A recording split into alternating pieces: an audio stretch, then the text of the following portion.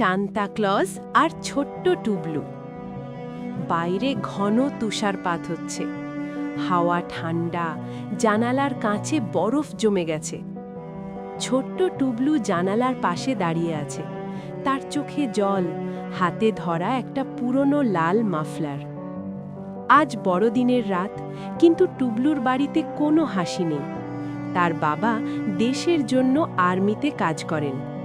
এই বড়দিনেও তিনি বাড়ি ফিরতে পারেননি। টুবলু ফিসফিস করে বলল, সবাই স্যান্টার জন্য উপহার চায়, আমি শুধু চাই বাবা ফিরে আসুক। ঘরের কোণে ছোট্ট একটা ক্রিসমাস ট্রি, কোনো ঝলমলে আলো নেই, শুধু একটা জ্বলন্ত মোমবাতি। মা চুপচাপ বসে আছেন, চোখে চিন্তার ছায়া। টুবলু চিঠি লিখছে না, সে জানে স্যান্টাকে কি লিখবে। হঠাৎ সে ছাদের দিকে তাকিয়ে ফিসফিস করল, স্যান্টা ক্লজ, তুমি যদি সত্যি হও, আজ একটু বরফের মতো নরম হয়ে এসো। বাইরের তুষারপাত হঠাৎ আরও ঘন হয়ে গেল। রাত ঠিক 12টা। হঠাৎ টিং টিং একটা নরম ঘণ্টার শব্দ। জানালার বাইরে তাকিয়ে টুবলুর চোখ বড় হয়ে গেল। বরফের ভেতর দিয়ে ধীরে ধীরে নামছেন একজন, লাল পোশাক, সাদা দাড়ি, চোখে উষ্ণ হাসি। Santa Claus! তিনি জানালায় কড়া নাড়লেন। হো হো হো, little Tublu, I know your heart is heavy. Tublu কাঁপা গলায় বলল, আমি উপহার চাই না স্যান্টা, আমার বাবা আর্মিতে, খুব দূরে। স্যান্টা ক্লজ হাঁটু গেড়ে টুবলুর সামনে বসলেন।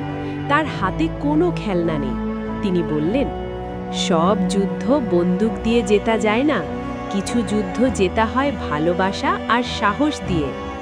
হঠাৎ স্যান্টা টুবলুর হাতে দিলেন একটা ছোট্ট কাঠের তারা। এই তারাটা রাখো, যারা অপেক্ষা করে, যারা ত্যাগ বোঝে, তাদের জন্য চমক দেরিতে আসে, কিন্তু গভীর হয়। বাইরে তুষার পড়তেই থাকলো, মুহূর্তটা যেন থেমে গেল।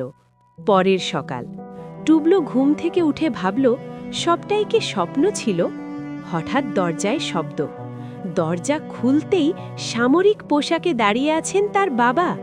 টুবলুর চোখে বিশ্বাস আর আনন্দ একসাথে। বাবা তাকে বুকে জড়িয়ে ধরলেন। মা কাঁদতে কাঁদতে বললেন, এই বড়দিনটা আমাদের জীবনের সেরা উপহার। জানালার পাশে রাখা কাঠের তারাটা তখনও উজ্জ্বল। দূরে কোথাও যেন শোনা গেল, হো হো হো।